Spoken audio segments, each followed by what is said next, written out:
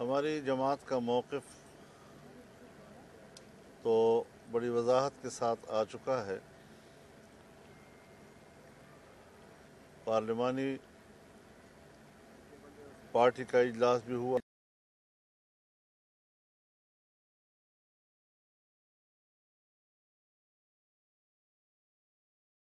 اس طرح جماعت کا ایک فیصلہ ہم نے آپ کے سامنے آپ کی وساطت سے قوم تک پہنچایا ہے۔ ہم اب بھی سمجھتے ہیں کہ مسئلہ جب ابتدا میں اٹھا تھا تو آپ نے اس وقت بھی سوال کیا تھا اور ہم نے یہی کہا تھا کہ ہم فوج کو سیاست کے میدان میں نہیں گھسیٹنا چاہتے، ہم فوج اور ادارے کو متنازع نہیں بنانا چاہتے، لیکن حکومت نے جس طریقے سے فوج کو اور جنرل باجوہ کو متنازع بنانے اور عدالت کے محاذ پر جس طرح ان کو گھسیٹا ہے، اس سے صورتحال مشکل بنی ہے۔ عدالت نے جب فیصلہ دیا تو تب یہ آشکارا ہوا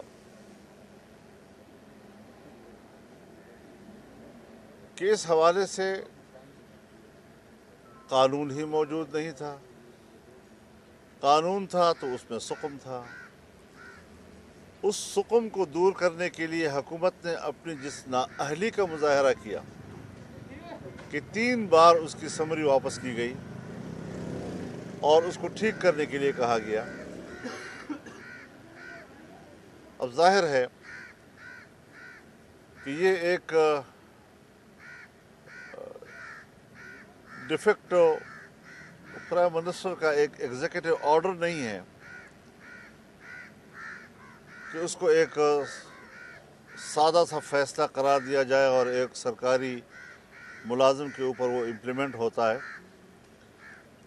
اب یہ اس اسمبلی کے فلور پہ آ رہا ہے جس اسمبلی کے بارے میں تمام اپوزیشن جماعتوں نے متفقہ طور پر کہا ہے کہ یہ دھاندلی کی پیداوار ہے، جعلی ہے۔ اب ایسے وقت میں جمعیت علماء اسلام اپنے اس موقف پہ قائم رہتے ہوئے اس اسمبلی کے قانون سازی کے حق کو تسلیم نہیں کر رہی ہے۔ لیکن کل بھی میں نے یہ بات آپ سے کہی تھی کہ عملی انداز ہمارا کیا ہوگا اس پر ہماری پارلیمانی پارٹی جو ہے وہ مسلسل غور کر رہی ہے، اور اسی حوالے سے ہم نے آگے بڑھنا ہے۔ جس عجلت کے ساتھ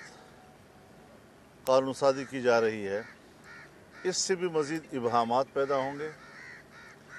کسی کو تحفظات ہیں تو وہ تحفظات دور نہیں ہو سکیں گے، اور کل کلا نئی سیاسی مشکلات جنم پائے گا۔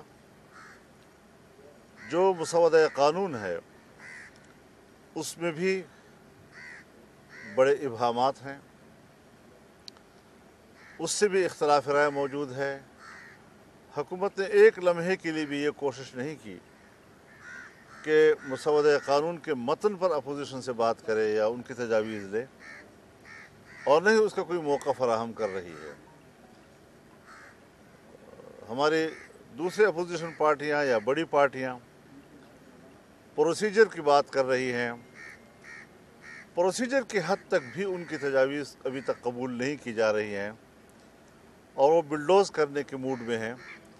یہ ساری چیزیں ایسی ہیں کہ جس پر ٹھنڈے دل سے سوچنا چاہیے، جذباتی ہونے کی ضرورت نہیں ہے۔ ہم نے بھی ملک میں سیاست کرنی ہے، ہمارا بھی ایک موقف ہے، ہم بھی ایک اصول کے تابع ہیں اور اس اصول کے تابع اپنے موقف پہ قائم رہتے ہوئے ملک کی سیاست آج بھی کر رہے ہیں اور کل بھی ہم نے ملک کی سیاست کرنی ہے اور یہ سفر ہم نے جاری رکھنا ہے۔ وقتی طور پر اپنے اوپر ایمرجنسی نافذ کر کے جب ہم فیصلے کریں گے تو اس کے ملک کے آنے والے مستقبل پر کوئی اچھے اثرات مرتب نہیں ہوں گے اور مزید جمہوریت کے لیے بھی مشکلات ہوں گی،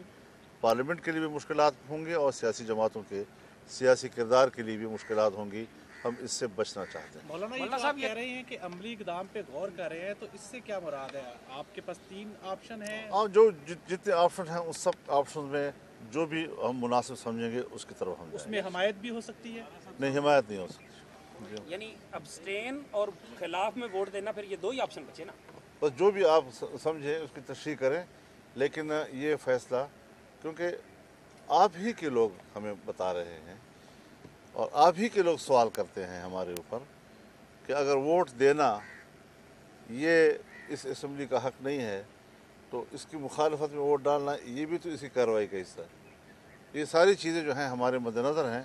اور ہم ان تمام سوالات کا جواب تلاش کر تو رہے پھر ہیں۔ اس کا مطلب تو یہ ہوگا کہ آئندہ بھی جو قانون سازی ہوگی پھر اس میں بھی حصہ نہیں لیا جائے گا اسی اصول کے تحت۔ اصل میں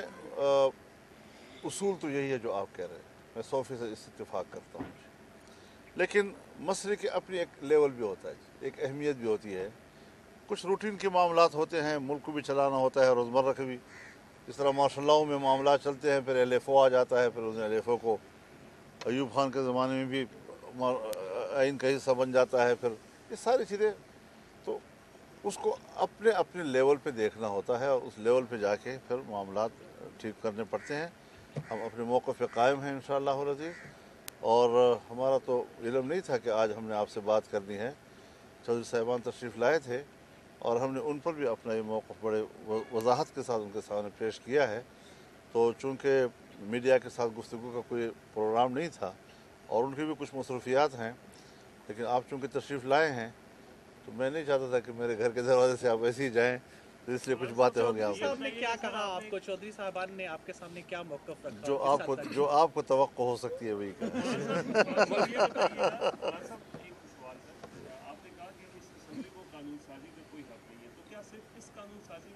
میں